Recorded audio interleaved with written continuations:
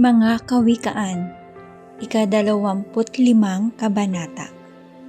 Mga paghahambing at aral sa buhay.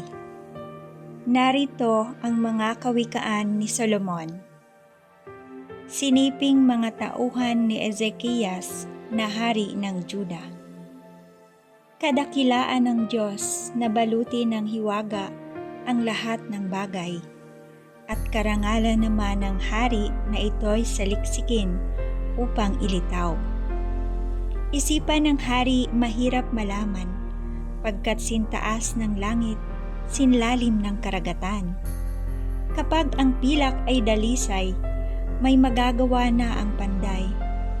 Kapag ang masamang tagapayo'y naalis sa paligid ng hari, ang katarungan ang mamamalagi. Huwag kang magmamataas sa harap ng hari, ni ihanay ang sarili sa mga taong pili, pagkat mas mabuting sabihin sa iyong, halika rini, kaysa hamakin ka sa harap ng marami.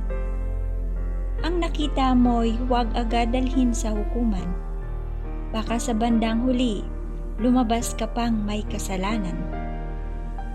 Kung may alitan kayo ng iyong kapwa, ilihim at lutasin agad at baka lumala. Baka ito ay malantad sa kaalaman ng madla at kayo'y malagay sa kahiya-hiya. Kapag angkop sa panahon ang salitang binigkas, para itong ginto sa enggasteng pilak. Ang magandang payo sa marunong makinig ay higit na di hamak sa ginto o mamahaling alahas. Ang utusang tapat ay kasyahan ng pinaglilingkuran, tulad ng malamig na tubig sa panahon ng tag-araw. Ang taong puro pangako lamang ay parang ulap at hanging walang dalang ulan. Sa malambing na pakiusap, pusong bato'y nababagbag, pati na ang hari ay nahihikayat.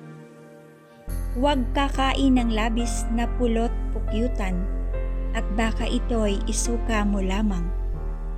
Huwag mong dadalasan ang dalaw sa kapwa, baka siya mabagot at sa iyo'y magsawa.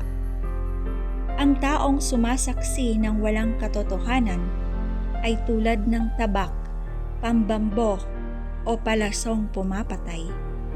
Ang taksil na pinagtiwalaan sa panahon ng pangangailangan ay tulad ng ngiping umuuga at mga paang pilay.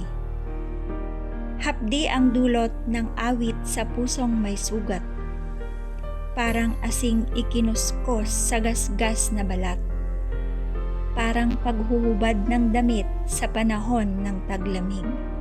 Kapag nagugutom ang iyong kaaway, pakanin mo at painumin kung siya'y nauuhaw. Sa gayoy, ilalagay mo siya sa kahihiyan, at buhat kay Yahweh, mayroon kang kagantihan. Kung paanong ang hanging timog ay nagdadala ng ulan, nagdadala naman ng galit ang paninira sa karangalan. Masarap pa ang tumira sa bubungan kaysa loob ng bahay na ang kasamay babaing madaldal. Kung paano ang malamig na tubig sa labing nauuhaw, gayon ang mabuting balita buhat sa malayong bayan. Bukal na nilabo o balong na dumihan, ang katulad ng matuwid na sama-sama ay nakibagay. Kung paanong masama ang labis na pulot pukyutan, gayon din ang pagkagahaman sa karangalan. Ang taong walang pagpipigil ay tulad ng lunsod na walang tanggulan, madaling masakop ng mga kaaway.